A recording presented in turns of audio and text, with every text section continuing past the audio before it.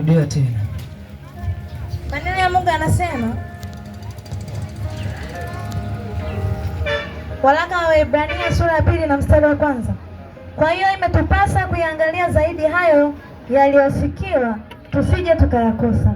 Kwa maana ikiwa lile neno lililonenwa na malaika lilikuwa imara, na kila kosa na uasi ulipata ujira wa haki, sisi je, tutapataje kupona tusipojali wokovu mkuu namna hii, ambao kwanza ulinenwa na Bwana kisha ukathibitika kwetu na wale waliosikia?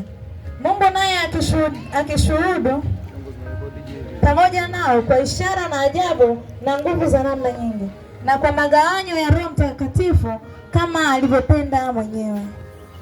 Amen. Bwana Yesu asifiwe. Haleluya. Tunasoma lote tunaloendelea nalo linahusu upendo wa Mungu unadumu milele kwenye maisha yetu. Bwana Yesu asifiwe. Nilisema tumejifundisha kwa siku ambazo Mungu ametupa afya na kibali. Tumejifundisha hapa. Tunajifundisha kwenye wiki kitabu kwamba wewe ambaye unaendelea kusikiliza hizi habari za upendo wa Yesu Kristo, wako watu zama za kale walisikia upendo wa Mungu, na hata sisi pia tulisikia. Ndio maana pia bado tumetaka tuwaletee hizi habari njema za upendo wa Yesu mahali hapa ndo, ili na wenyewe waweze kusikia kama tulivyoweza kusikia sisi. Tumejifundisha hapa mengi sana yanayohusu upendo, namna ambavyo Mungu alionyesha pendo la dhahiri kwa mwanadamu. Tukajifundisha Mungu ndiye alianza kutupenda, akayajali maisha yetu, akatengeneza tena mwanadamu akawe na thamani mbele za Mungu.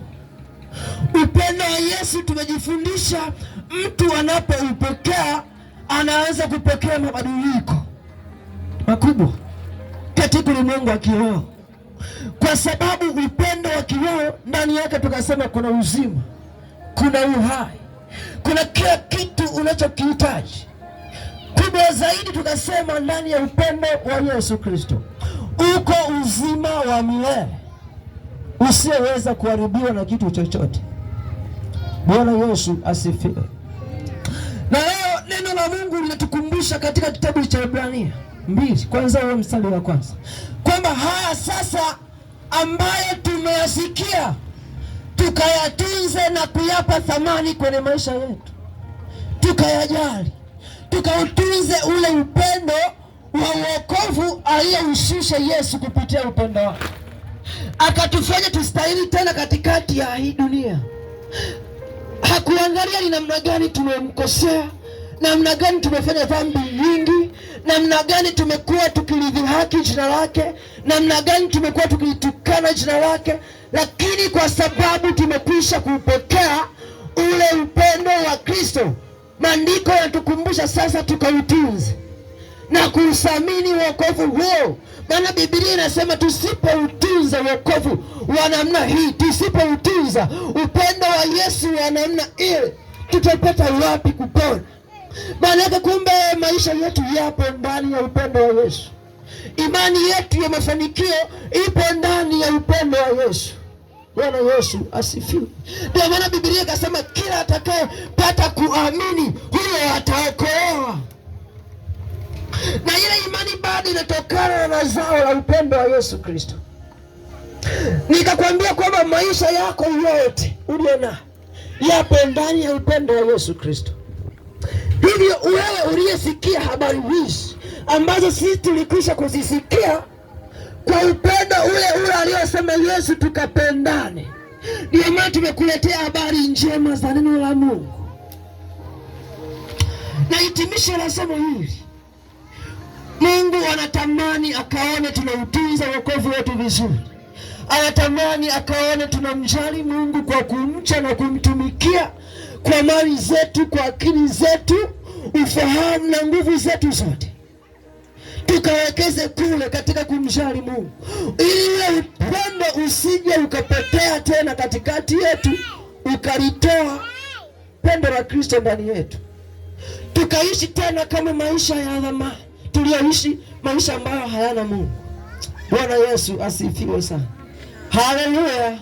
Kwa hiyo kila unayenisikiliza ambaye umekuwa ukifuatilia hizi habari za semina ya neno la Mungu, jioni ya leo nataka nikwambie, kila ulichokipokea lazima ukajue kukitunza ili ukaendelee kuwa na uzima ule ule uliopokea.